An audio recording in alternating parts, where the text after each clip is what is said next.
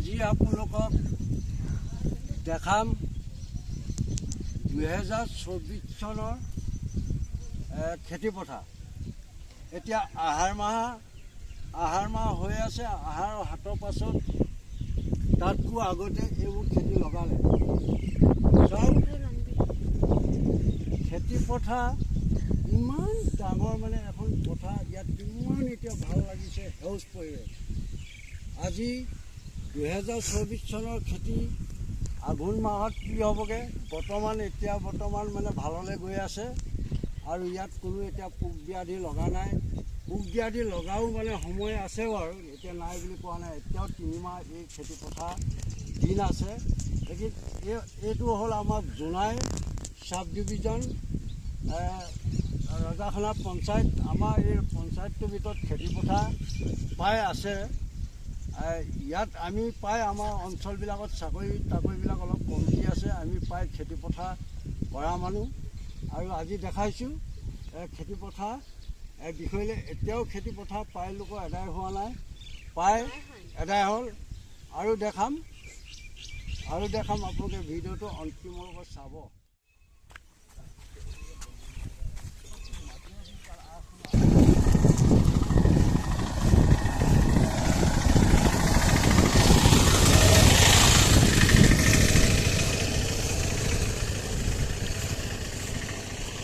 আজি চাওক, এই ৰাস্তা ইমানেই মানে বেয়া। ইয়াত চৰকাৰ ফালৰ পৰা মেটেল অলপমান পেলাই দিব নোৱাৰি নেকি? চাওক, এইটো হ'ল এটা মেইন পথ।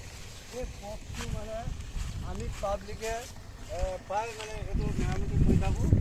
গভৰ্ণমেণ্টে যি আগতে ৰাস্তাটো বনাইছিলে আৰু এই ঘৰুৱাভাগে থাকিলে অলপমান মেটেল পেলাই দিছিলে। এতিয়া বৰ্তমান বাৰিষা, ইয়াত বহুত ট্ৰেক্টৰ চলে আৰু ট্ৰেক্টৰে মানে ৰাস্তাবোৰ বেয়া কৰে। আমি ৰাইজে কিমান ইয়াত মিলাই মিলি থাকিম। তাকে আমাৰ যিখিনি বৰ্তমান বিজেপি চৰকাৰে ৰাজ্য চলাইছে, লেকিন এইবোৰ আমাৰ চৰকাৰে ভাল কৰিছে বুলি কয়। লেকিন আমাৰ ভাল কৰাবোৰ মানে চৰকাৰ ফালৰ পৰা ৰাস্তা পদূলিবিলাক যদি ৰাইজে যদি চৰকাৰে যদি মানে ভাল কৰি দিয়ে, তেতিয়া আমি ক'ব পাৰোঁ হয় আমাৰ চৰকাৰে ৰাস্তা পদূলিবিলাক আমাক ঠিক কৰি দিছে। আৰু ঘৰে ঘৰেতো মানে ঠিক কৰিম বুলি প্লান লৈছে। যদি চুক কৰি দিব লাগিব আৰু মানে বৃদ্ধিওতো হৈ থাকিব, মানুহৰ বৃদ্ধি বাঢ়ি থাকিব, চৰকাৰ আঁচনিও বাঢ়ি থাকিব। বৰ্তমান মানে আমাক বিশেষকৈ মানে ৰাস্তা পদূলিবিলাক দৰকাৰ। ৰাস্তা পদূলি বাৰিষা হ'লে একদম বেয়া হ'ব। আৰু ক'ৰবাত যদিও মানে কাম চৰকাৰে ৰাস্তা ভাল কৰিছে, আধৰুৱা কামহে কৰিছে, সম্পূৰ্ণ মানে এতিয়াও কৰি দিয়া নাই।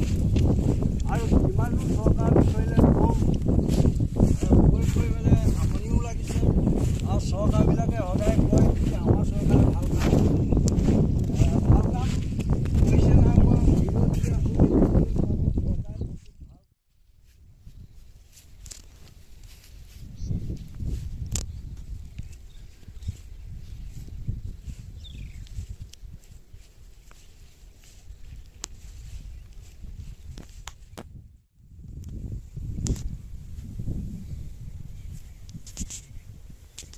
আজি বৰ্তমান খেতিপথাৰ কৰিলে যিটো ভিডিঅ' বনাইছোঁ, এইডোখৰ হ'ল মোৰ ভাগৰ নিজৰ খেতি। ইয়াত প্ৰায় মোৰ 10 বিঘামান মানে খেতিপথাৰ মাটি আছে। আৰু এক জেগাত আছে তেনেকুৱা 10 বিঘামান। লেকিন এই জেগাত প্ৰায় কঠীয়াতলিটো বাকী আছে। কঠীয়া মোৰ এইবছৰ অলপমান বেছি হ'ব।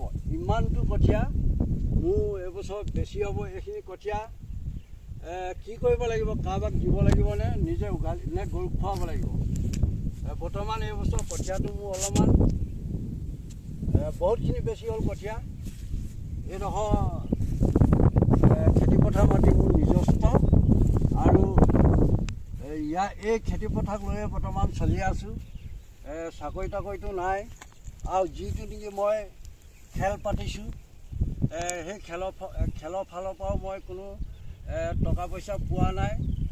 আপোনালোকে যদি মোৰ ভিডিঅ'টো অন্তিমলৈকে চাই মেলি আপোনালোকে বুজি পায় লাইভ ছাবস্ক্ৰাইব কৰি দিব। ধন্যবাদ। মই এদিন এখন স্কুলত চকীদাৰ আছিলোঁ, লেকিন সেইখন স্কুলত গভৰ্ণমেণ্টে কোনো ব্যৱস্থা কৰি নিদিলে।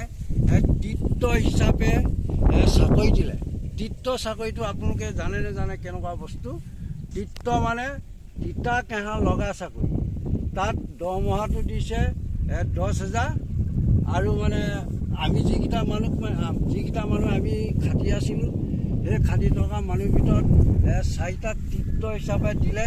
আৰু ফ'ৰ্থ চাকৰি আৰু হিন্দী চাকৰি আৰু এটা ছাবজেক্টৰ চাকৰি চৰকাৰে দিব নোৱাৰিলে। সেইটো চাকৰি নহয়, এনেই ভেৰণীয়া আহে।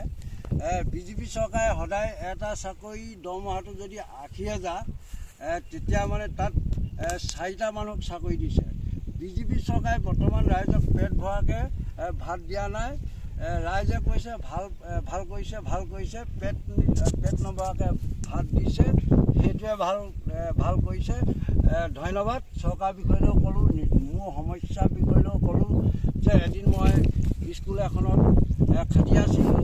তাত মোৰ জীৱনৰ যিটো কল্পনা তাত বেকাৰ হ'ল।